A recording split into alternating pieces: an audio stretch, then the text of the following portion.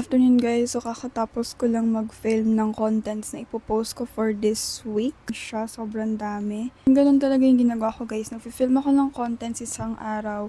Tapos ipopost ko siya for the whole week. Anyways, nakabihis ako today because we're going to church later. Before that, nadali namin si Mochi sa groom kasi every month talaga siya pinapag-groom. And also, sasaglit ako sa grocery later kasi bibili ako ng food ni Mochi since ubus na. Wala ako nakapag-update last week and hindi rin ako nakapag-vlog kasi supposedly last week yung first week ng classes namin. Because of the bagyo, nasuspend na siya ng nasuspend hanggang the whole week, wala na kaming klase. Hopefully, makapag-vlog ako this week kasi ito na talaga yung face-to-face classes namin since okay naman na yung weather. So, I'll consider this week na first week ng sophomore year namin kasi hindi naman nangyari yung last week.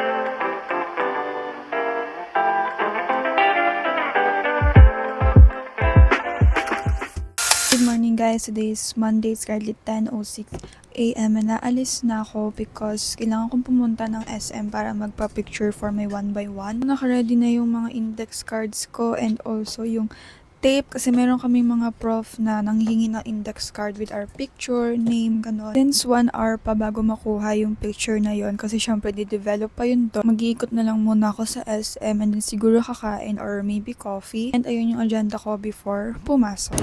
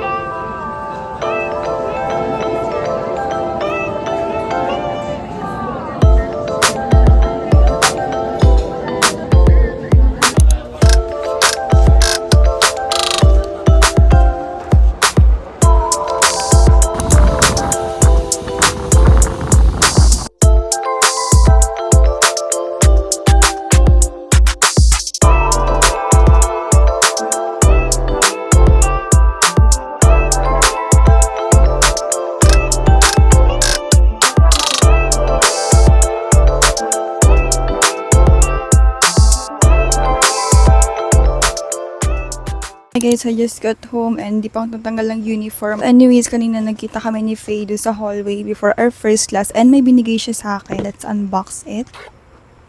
Oh, here's the letter. So sweet. And this is the necklace. Oh my gosh! So, yung necklace na binigay niya is napadala na sa akin ng Mikana. Ito yung pinadala sa akin ng Mikana nung last campaign ko sa kanila. And it's similar dun sa binigay ni Faye na necklace, but it's okay. I appreciate it so much.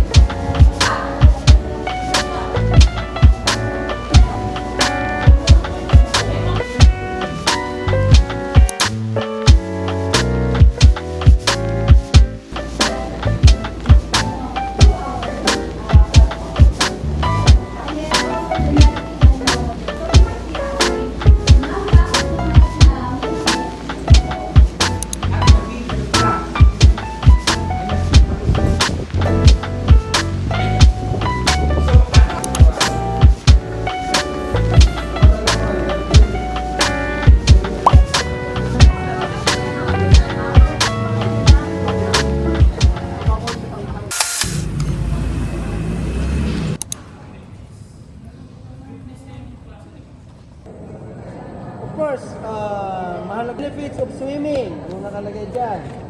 Exercise that offers you a variety of health benefits. Pag sinabing low impact, walang masyadong impact sa mga joint.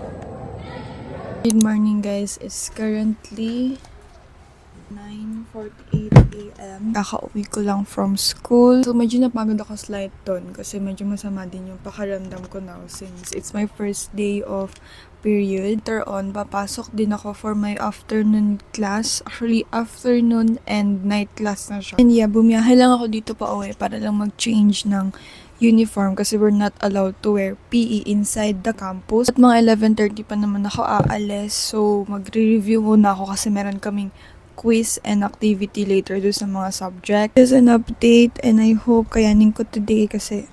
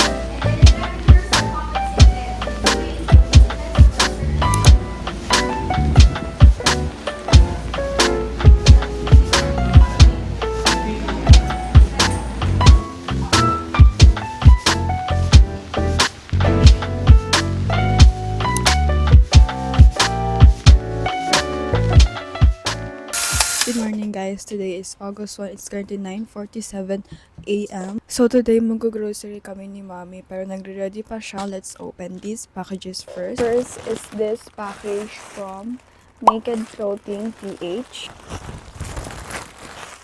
1, 2, 3, 4, 5, and 6. Ayan yung first top. Ayan. Second, color blue siya. It's a parang polo. Third top, ayan. Cute din ang style niya. Tube top naman siya. Ayan. That's all from Naked Clothing. Next package is from Kinwoo. Ayan. It's a trouser. Ito na fit siya sa akin. Next is trousers din. So ito naman, garterized. Ayan. So, next is from House of Lulu. Ayan siya. Ang cute ng packaging nila. Yung pinili ko, ang skirt. Next, top. Ayan, padded siya. Another top. Ayan. From Ria Fashion. Ayan, 2 pieces. Ito yung first. Ganda ng pagka-brown niya. Plain white siya, na may details sa baba. Ayan. Hindi ma-pronounce yung brand. Yeah, it's a cardigan niya. Ayan. Ayan. Oh! Ang cute! So, that's it for the haul.